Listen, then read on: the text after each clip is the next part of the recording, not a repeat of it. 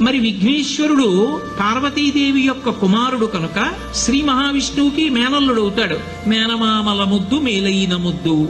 ఓసారి ఎందుకో వైకుంఠానికి తీసుకెళ్లాడు, మేనల్లుడు కదూ సంతోషంగా తీసుకెళ్లి అక్కడ సుదర్శన చక్రం పెట్టుకున్నాడు. ఇదేమిటో బాగుందని తీసి తొండంలో కింద పెట్టి మింగేశాడు. అయ్యబాబో ఇది శత్రు సంహారకమైనటువంటి సుదర్శన చక్రం రా, దీన్ని మింగేశాడు పిల్లాడని ఎలా బయటికి తెప్పించాలో అర్థం కాక విష్ణువు మొట్టమొదట ఆ పిల్లాడి ముందు ఇలా చెవులు పట్టుకుని గుంజీలు తీశాడు. గుంజీలు తీస్తే మామయ్య అదేమిటి అంత విచిత్రంగా కిందకి మీదకి ఊగుతున్నామని పడిపడి పకపకా నవ్వాడు. ఆ నవ్వడంలో పొలమారి లోపల ఉన్న సుదర్శన చక్రాన్ని పైకి కక్కాడు. పైకి కక్కడానికి విష్ణువుకి సాధనంగా ఆనాడు గుంజీలు తీశాడు కనుక ఎవరు గుంజీలు తీస్తారో వాళ్ళని చూసి సంతోషించి అనుగ్రహిస్తూ ఉంటాడు. ఇప్పటికీ మీరు పాండిచేరి వెడితే పాండిచేరి రోడ్డు అంతా కూడా గుంజీలు తీస్తూనే కనపడతారు మీకు. విఘ్నేశ్వరుడి యొక్క పూజ అంత తేలిక.